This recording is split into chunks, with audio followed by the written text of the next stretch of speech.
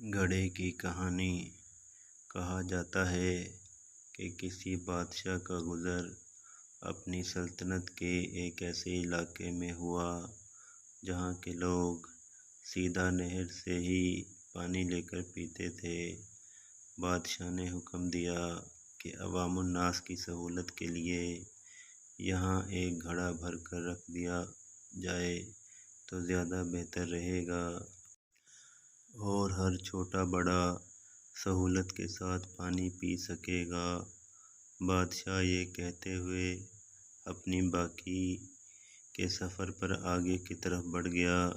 شاہی حکم پر ایک گھڑا خرید کر نہر کے کنارے رکھا جانے لگا تو ایک اہلکار نے مشورہ دیا، یہ گھڑا عوامی دولت سے خرید کر شاہی حکم پر یہاں نصب کیا جا رہا ہے، ضروری ہے کہ اس کی حفاظت کا بندوبست کیا جائے اور ایک سنتری کو چوکیداری کے لیے مقرر کیا جائے۔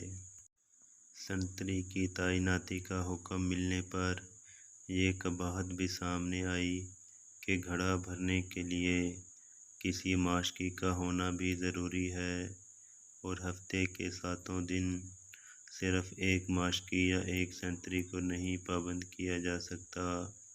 بہتر ہوگا کہ 7 سنتری اور 7 ہی ماشکی ملازم رکھے جائیں تاکہ باری باری کے ساتھ بلا تعطل یہ کام چلتا رہے۔ ایک اور محنتی اہلکار نے رائے دی کہ نہر سے گھڑا بھرا ہوا اٹھا کر لانا نہ تو ماشکی کا کام بنتا ہے اور نہ ہی سنتری کا۔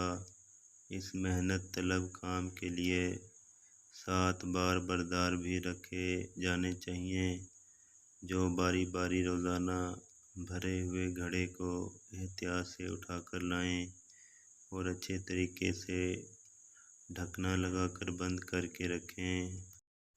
ایک اور دور اندیش مصاحب نے مشورہ دیا کہ اتنے لوگوں کو رکھ کر کام کو منظم طریقے سے چلانے کے لیے ان سب اہلکاروں کا حساب کتاب اور تنخواہوں کا نظام چلانے کے لیے منشی محاسب رکھنے ضروری ہوں گے، اکاؤنٹنگ کا ادارہ بنانا ہوگا، اکاؤنٹنٹ متعین کرنے ہوں گے۔ ایک اور ذو فہم و فراست اہلکار نے مشورہ دیا کہ یہ اسی صورت میں ہی یقینی بنایا جا سکتا ہے کہ ہر کام اچھے طریقے سے چل رہا ہے تو ان سارے ماشکیوں، سنتریوں اور بار برداروں سے بہتر طریقے سے کام لینے کے لیے ایک ذاتی معاملات کا ایک شعبہ قائم کرنا پڑے گا۔ ایک اور مشورہ آیا کہ یہ سب کچھ ٹھیک ہو رہا ہے مگر ملازمین کے درمیان میں لڑائی جھگڑا یا کوئی زیادتی ہو جاتی ہے تو ان کا تصفیہ اور ان کے درمیان میں صلح صفائی کون کرائے گا تاکہ کام بلا تعطل چلا رہے۔ اس لیے میری رائے میں خلاف ورزی کرنے والوں اور اختلاف کرنے والوں کی تفتیش کے لیے ایک قانونی امور کا محکمہ قائم کیا جانا چاہیے۔ ان سارے محکموں کی انشاء کے بعد ایک صاحب کا یہ مشورہ آیا کہ اس سارے انتظام پر کوئی ہیڈ بھی مقرر ہونا چاہیے۔ ایک ڈائریکٹر بھی تعینات کر دیا گیا۔